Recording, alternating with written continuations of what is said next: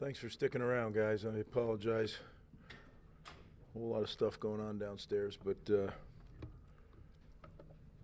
really, let me start with thanking our students. That was special.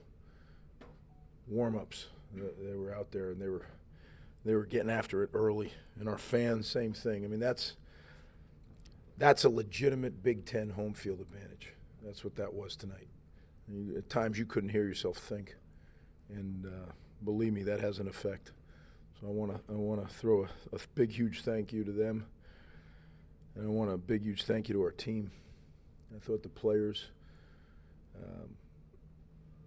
disciplined, tough football team. Not our best showing, not our best execution. Some of that has to do with how good Washington is. I think a lot of it has to do with how good Washington is. But find a way to win. That's what these kids did, and they kept chopping, they kept fighting,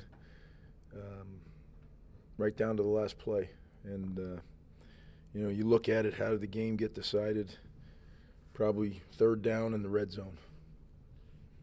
That's where the big difference was. And then ultimately 0 turnovers, right? We're undefeated when we don't turn the ball over. That's what we do.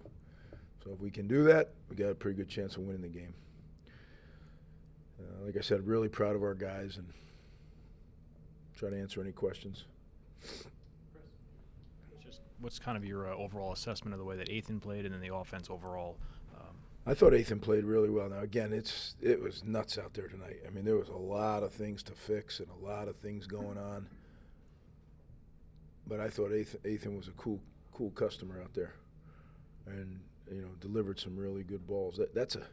That is a yoked up front. I mean, they are physical, and hats off to Steven and his staff.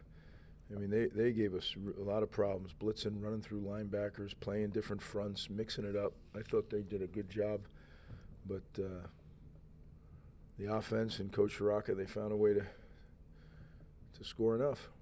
So that was really big. And Kyle and Sam, I mean, what a nice 1-2 punch they are, right? I mean, I think it was close to 180 yards rushing, 2 TDs combined, and that's what this team is about. It's about us. I love watching that. Now, you've talked about dreaming about being in the Big Ten way back in your first stint. National television, national runner-up. Is this kind of the picture you had in your head? Yeah, one of them. Yeah. I had a lot of pictures in my head. Yeah. Some would call me nuts. But you could feel it in that stadium tonight. That's what Big Ten football is, and that's what I want for New Jersey. That's what I've always wanted for New Jersey, is to have that in our state. And I grew up here. I played in this state high school football, and it was always somewhere else, right? I want it to be. Not every kid's going to stay, nor do we want every kid. But I want there to be a place that New Jerseyans can be proud of, and when I say that, I mean New York and everybody that's right next to us. So tonight was a good step, but that's all it is. It's one win. It's an exciting one, good one we found a way to get, but it's one. Coach, just piggybacking on that, on Kyle, could you just explain how he's so patient getting to the hole? He doesn't overrun it. On the second level, he just turned it up with a jump cut. He's just so physical on that second level. Yeah, he's got unique abilities for sure. He's worked very hard to hone those abilities. That's not learning to become a patient runner is not easy. You see daylight, you want to just go. But the reality is that closes, and he's learned how to know where that, and tonight it closed in all areas a bunch. They are strong, and they two-gap things, and they lock you out. And I mean, there's some big men, and our offensive line just kept battling, and that's what I loved. So we got some tough guys. We talk about the impact for the crowd. Was there a moment, though, where you thought the crowd specifically, all right, that it impacted the game in a way when you were down there, that you recognized it as it was happening? I think that last kick, maybe. Right? I mean, that was a little bit of a pressure situation with, I just said, well, here we go, baby. You're talking about, really, as a coach, what you're talking about is overtime. All right, what do we got, you know? Yeah, that was good. Coach, can you just talk about Ian Strong's impact on the game tonight and his highlight reel touchdown catch in the second quarter? Yeah, Ian's going to be a real good player here. And I say gonna be. He's already doing things. You know, you watched last week's play and then this week, but he's just scratching the surface.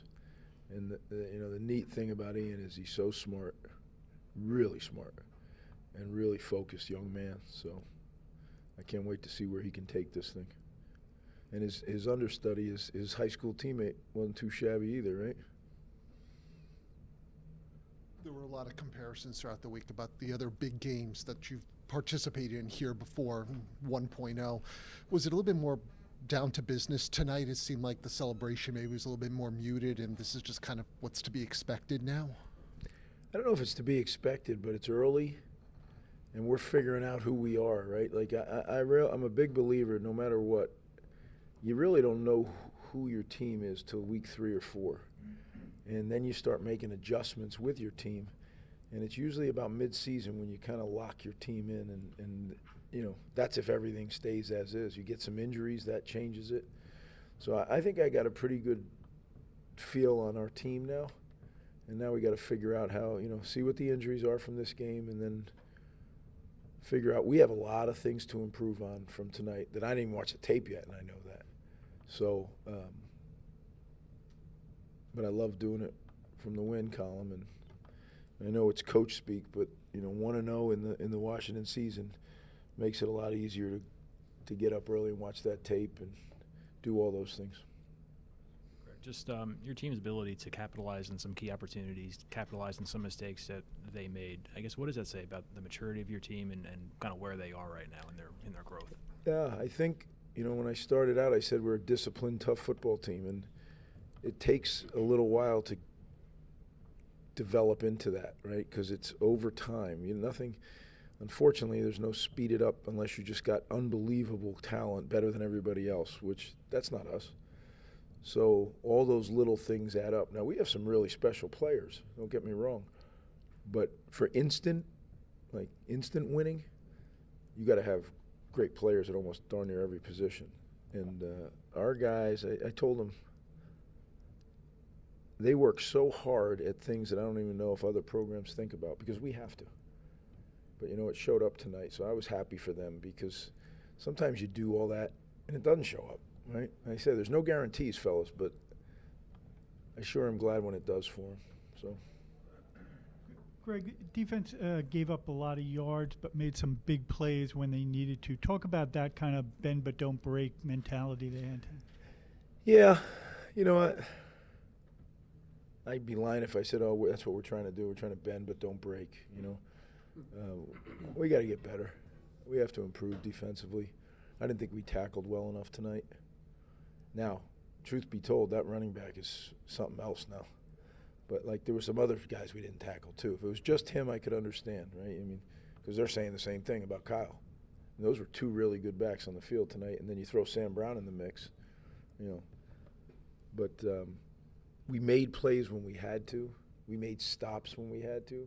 And that, to me, shows a bunch of guys that can stay in the moment and chop the moment, right, and not get, you know, I always talk to them about, if you start worrying about the result, that's when you get in trouble. That's when anxiety and worry, you know, just stay right here and do it.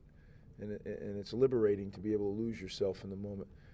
There was a lot of moments tonight, you know, so they found a way. Hey, Coach, you know, they say numbers don't lie, but when you define this game, the team had 521 yards, but you guys had 2 for 12 for 30-down conversions. That says a lot what this team is about. Maybe numbers do lie sometimes. Well, you know, I think the game came down to, they were 2 for 12, we were 7 for 15. They were 2 for 5 in the red zone, we were 2 for 2. And that's really what it boils down to, because they didn't turn it over and we didn't turn it over. It's one of those games that, I mean, you know, but like I said, really proud of the way they fought from start to finish. I mean, it wasn't easy right from the jump. It was a battle from the jump.